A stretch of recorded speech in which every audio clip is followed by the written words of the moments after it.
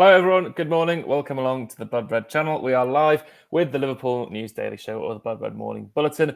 Live, of course, on the Blood Red YouTube channel and Liverpool.com, Facebook, and Twitter. I'm Patrick Smith, your host for today, and I'm joined by Liverpool.com's Ben Bocsak. Ben, how's things? You looking forward to the international break with, Liverpool's latest star signing, Dominic Szoboszlai, playing for your national team? Yeah, I'll be at the game that will be played in Budapest. Maybe I'll get a chance to speak to him as well because I got mixed zone access. So we'll see. Oh, lovely Hopefully, stuff. fingers crossed. Fingers crossed you can get that mixed zone interview, Ben. I mean, yeah, big game against Serbia, I believe, for Hungary, isn't it? Nice to, maybe get qualification not sealed, but, get on the right path and see Szoboszlai in the Euros next year. Yeah, we beat them away from home, missing a key player in Willi Orban, who's the captain of Leipzig. So obviously that's going to be a huge loss. But with Szoboszlai, anything is possible on the pitch. He's shown that at Liverpool, and I think Serbia as well. They're missing Vlahovic, so kind of evens out the playing field with them missing their best striker and Hungary missing their best defender. So we'll see what happens. But I think even if Hungary don't get a result, there's still a very good chance to qualify for the Euros. No, absolutely. I just want to round off because last time I spoke to you, of course, we were speaking about Szoboszlai, and you were saying that the feeling back in Hungary is they're expecting more of him still. I mean, do you think that's still the case, after his even more recent performances? Because he's been fantastic, hasn't he? Yeah, I think people are still kind of expecting him to play in a more offensive role for Liverpool. But obviously that will come with time, and I think maybe with a proper holding midfielder as well. Hopefully, I think I'm a big advocate for Endo getting an opportunity and playing more games for Liverpool, more minutes, and I think hopefully with time that will happen. And I think just it's a sort of similar situation to the 2020-21 season when Klopp kept putting in Fabinho at centre-back when really he should have just been playing Reece Williams or Nat Phillips because they were all right when they started playing. And I think I'd like to see sort of McAllister move into his more regular role and Endo being given a chance. I don't think he's been not impressive. So when he's come on, he's done well for Leicester, against Leicester, I should say. And I think every other game he's come on with Liverpool playing with 9 men, 10 men in the Premier League. So he hasn't really had the chance to sort of showcase what he's about. But I think maybe with time that will happen. And after the international break, hopefully Endo escapes injuries. I think Japan are only playing friendlies, so it's not serious. And hopefully he comes back and maybe Klopp will give him a chance. Yeah, absolutely. I mean, I think the thing as well is he's obviously played with 9 and 10 men, or he's had little snippets of game time. When he has started, though, it's been in the last match in the League Cup game where the whole team's been reshaped and it's a completely rotated side. So there's not much rhythm going into there anyway. He's probably the one trying to create the rhythm. He's not going into the starting 11, say, which I'm not sure if he's done yet. But yeah, McAllister needs freeing of the reins of defensive duties, I think, doesn't he? Because he's so good going forward. But anyway, let's move on to some transfer talk, shall we? That's going to be the main gist of today's show. Speaking of midfielders, let's start with Manu Kone, shall we? There's been a few calls, as we've said there, sort of hinted on. Liverpool maybe need another man in the midfield, maybe someone with a more defensive skill set. I think Manu Kone could be that man. German reporter Christian Falk, pretty reliable. He's basically said that Liverpool have been watching him, Gladbach, and then watched him over the summer. 22 years old, Ben. What do you say to this transfer then? Maybe not January, but next summer. I like him. I've spoken to a few of his coaches. I know one of them told me that when he first came to his Paris FC trial, he wore a Liverpool shirt, and he's a bit of a Liverpool fan, or was at that point anyway, in his youth. So obviously that makes the signing a bit more appealing. But I think even just in terms of style, he's someone who presses a lot. He's good on the ball, and he is definitely more of a defensive option than McAllister or Szoboszlai or Gravenberch. Gravenberch for sure. I don't think people were expecting him to be as the most offensive option that Liverpool signed, but at this point, it looks like Gravenberch has been the best in terms of going forward, at least. And yeah, I think. Personally, I would even try to consider making a move in January if it's possible. Obviously, I think in the summer Liverpool was interested and there were rumours about a move that didn't materialise because of the injury that he picked up at the under-21 Euros, but he seems to be back fit now. He's back playing regularly in the Bundesliga again, and although I still have my doubts whether he can be a sole holding midfielder for Liverpool, right now it's surely better than playing McAllister in that position. So if Liverpool were to go for him, I think I'd support it. I think it would be a smart move. No, it really would be. And as you say, there maybe a January move could be on the cards. I think Gladbach are really struggling in the league, aren't they? Last time I checked, I think they're not quite relegation candidates, but definitely down the wrong end of the table. Just to be hypothetical, Ben, of course, Liverpool link with Andre from Fluminense as well. That's a move that's definitely going to have to be until at least January. I mean, we knew that in the summer, of course, with them being in the Libertadores final. Being hypothetical, then, if you had to choose between, Manu Kone, he's not necessarily a six, but he could be turned into that, or Andre, who's been playing as a defence midfielder, who do you think would be the better signing in January for Liverpool? Personally, I don't think Andre is an out-and-out six as well. I think he's more like a Thiago type of player, and that's why I would expect him to play at Liverpool, that kind of role. So it's a tough decision. I think I'd have to go with Kone just because of his sort of European experience. But I really like Andre as well, and I think either of those two I'd be happy with if Liverpool can make a January transfer move. I think Kone maybe might be able to shift McAllister away from that holding midfield position more than Andre anyway. But we'll see. I think obviously I'm not the Liverpool manager. Maybe Klopp might see it differently, but in my opinion, I think Kone is potentially more suited to playing that sole holding midfield role, whereas Andre, I think would probably be better in the number 8 position. I kind of see him more similar to Bajcetic, who can play the holding midfield position, but I kind of prefer him to be the number 8, the sort of or playing a double pivot with a sort of more defensive-minded midfielder. Yeah, I think the thing as well, with Andre being a bit more of a playmaker, a quarterback, defensive midfielder, you could say.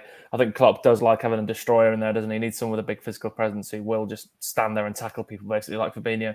I think Kone is more likely to be that man, as you say there. I think, as good as Andre's skill set is, it'd be kind of wasted to be playing him in the number 6 role for such a promising young talent, similar to Bajcetic. Anyway, then let's move on, shall we, to another winger, Johan Bakayoko. We know that Liverpool were rumoured to be signing him in the summer. Didn't really happen. I think he stayed at PSV. Probably the best thing for him to do at this point in his career. Let's say Mohamed Salah leaves. Ben, I know this is a big question just out of nowhere, but being hypothetical, of course, none of us want Salah to leave. But if he does, is Bakayoko the man that could potentially come in and try and replace him? And I hate the word replace, but try and be the new right winger. I mean, that's a huge ask for someone who hasn't even played in a top 5 league. Even Salah, at this point when he came in before arriving at Liverpool, he had been impressive for Roma, for Fiorentina, had a bit of a spell in the Premier League.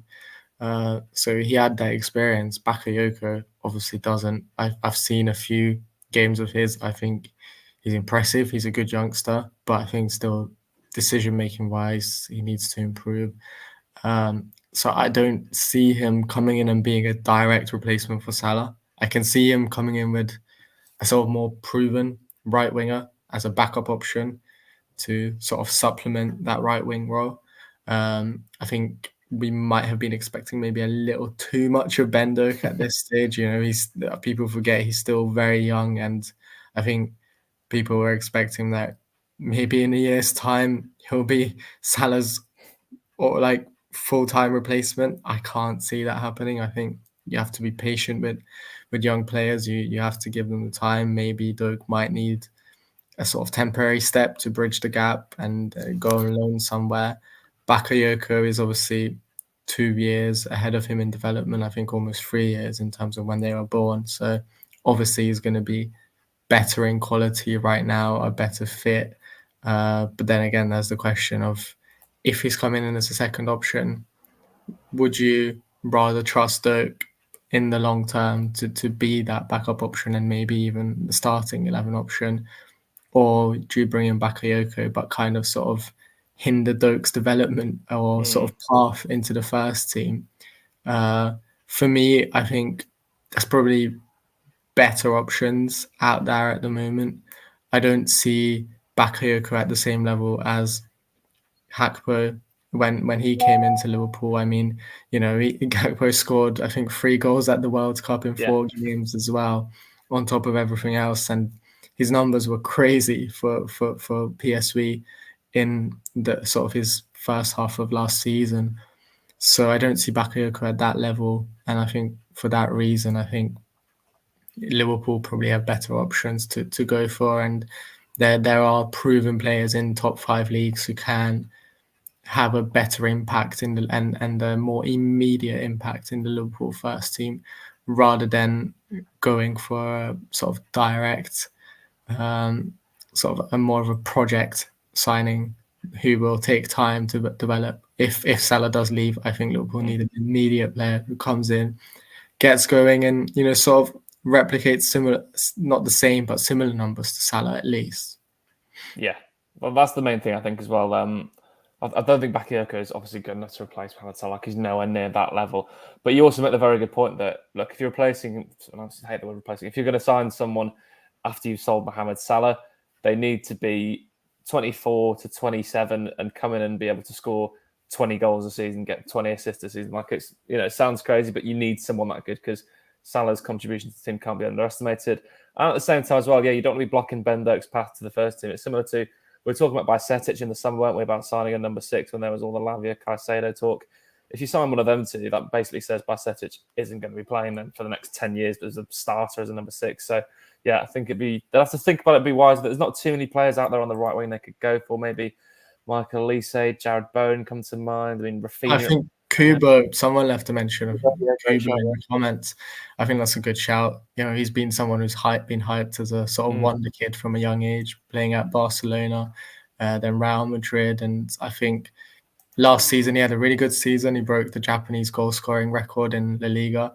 And this season he seems to be on another level. And if you've watched some of his goals, the way he cuts in from the right onto his left foot, it's very Mohamed Salah-esque, and I think he's someone definitely to keep an eye on. He reminds me of, he makes similar movements to Salah, and I think that could be someone Liverpool could be looking at in sort of 12 months' time if Salah, well, less than 12 months now because the summer is long gone. But yeah, if Salah does decide to leave in the summer, if Liverpool come to that decision themselves that they'd rather take the money, I think Kubo is a strong candidate. Yeah, Kubo's a very, very good candidate for that, to be honest. Yeah, left-footed, plays on the right wing, as you say. That move to Real Sociedad, has done his career the world of it, because he was quite stagnant at Real Madrid, and he had about 5 low moves, didn't he? So delighted for him that he's got that move away and is playing really well. So maybe he could be the one that comes in for Liverpool after. They hopefully don't, but if they do, so Mohamed Salah. Following the Martin Odegaard sort of route, I would say, yeah. Yeah, it's a good place to be at the moment, Sociedad, isn't it? Playing some nice football and seemingly going very well in both the league and in Europe. Cool, yeah, let's round off with our last transfer then, shall we? It's Patrick Dorgu. Now, some listeners may not be aware of who this player is, but if you could maybe give a little bit of background to who he is. But yeah, 18-year-old, wanted by Liverpool, Manchester City, according to Gazzetta dello Sport. Very exciting talent, isn't he? Yeah, he's an interesting talent. I think he's a Danish youth international. Was at Nordsjælland, who obviously developed sort of elite talent. They're up there with some of the best academies in the world when it comes to talent development, the likes of Barcelona, the likes of Ajax. Obviously, one of their sort of academy products recently scored against Liverpool, and Simon Adingra, who was playing for Brighton and scored a really clever goal. And Mohamed Kudus and other players as well. They have that sort of partnership with Right to Dream. And they do bring through a lot of talent. I think Dorgu's agent confirmed in the summer that Liverpool was interested in him. There was talk in the summer. At that point, he hadn't really made a lot of senior appearances, or I don't think he made any senior appearances in Italy. Now he's become a starter. He's playing every Serie A game, and I think he even got an assist in the cup against Como.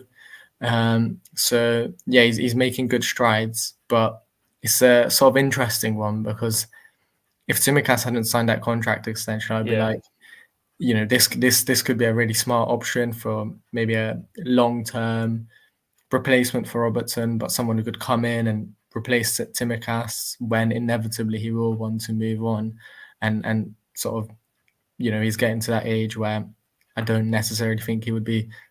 He might have been satisfied with playing a backup role, but that the contract extension kind of changes things. I think it makes you look at things differently, and I don't know if Dorgu himself will be or would be satisfied with coming in. That I think when his agent spoke about Liverpool's interest, he said he kind of advised him against moving to the club because he wouldn't be playing first team football.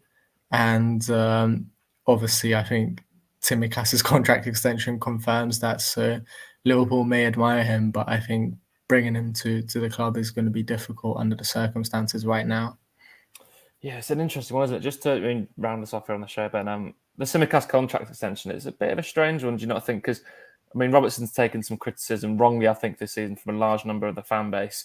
But do you think it maybe hints that the next left-back they replace could be Andy Robertson, in the fact they'd sign a starter and keep Tsimikas as a backup option? Because this contract, I think, outruns Robertson's now, doesn't it, strangely? Yeah, it's a possibility. Obviously, with Saudi Arabia, you never know who they might come in for. I think Robertson could be a potential candidate if they went for Henderson. Why can't they go for Robertson? I kind of disagree with the criticism. I think he's still being good. He's still being pretty solid. But again, when it comes to Dorgu, I don't know if he's ready to come in and replace someone like Robertson and go into the starting 11. Similar sort of with Bakayoko, I think there's sort of more solid options, better options out there in the market for. Comment here, Ben. Milos Kerkez from Hungary playing at Bournemouth. Yeah, I like Milos. I think he's one who I think Milos could potentially be a sort of candidate. I think he's done well in the Premier League so far. I think he could do better as well. Similar to Sobosay, I think he can. He's still got a few levels to go. But I know he's also someone who Liverpool scouted, and he's also someone who decided not to make that move to Liverpool because he wanted more regular minutes, and he's still very young, and understandably so. You'd rather sort of bridge the gap from AZ Alkmaar to Liverpool and play for a Bournemouth, and then maybe, in a couple of seasons' time, once you've proven yourself in the Premier League, make that step up to a top club and be assured that you're going to be a regular there and a starting player. So I think potentially, depending on how his season goes in the Premier League, I could see him being an option. But there's others as well. I think there's Alphonso Davies' situation at Bayern, which could be interesting. He hasn't signed a contract extension yet. He'd suit Liverpool very well, wouldn't he? Yeah, exactly. So, I think if there is an opportunity to do something there, it would be a very cynical move getting rid of Robertson. But if you can bring in Davies, I think most Liverpool fans would take it. Yeah, they really would think. Hopefully not for a year or two, but when's Davies' contract running out, Ben? Do you know, is it 2 years' time or is it 1 year's time? It's 2025. 25 years. So he'll have 1 year left on his contract in the summer if he doesn't extend. I could see a sort of Thiago Alcantara situation, if he's thinking, I think he's going to be 24 years old. It'll be sort of the right time to move and to a new challenge, sort of challenge himself outside of the Bundesliga. So, I don't want to get everyone's hopes up, but I think that's definitely something to keep an eye on. No, it really is. Makes sense to the player as well. Gagan pressing in a Jurgen Klopp Liverpool side very much suits him. He's absolutely rapid, tenacious, got a great pair of lungs on him, and he runs all day long. Maybe let's wrap up the show there, everyone. Thank you for joining us. Bit of a longer one today, but some nice transfer points to talk about. Of course, some international football. If you want to know which Liverpool player is playing which other Liverpool player during this international break, there's quite a few matches. We've got a full international preview on the Blood Red channel, so make sure you check that one out. And of course, we'll bring you loads of reports of how each player gets on. And of course, the Blood Red Morning Bulletin is live every weekday at 10 a.m, as well as the written content going up on Liverpool.com from our brilliant writers like Ben to keep you all entertained during this international break. But yeah, thank you for joining us. We'll catch you all again soon on the Blood Red Morning Bulletin.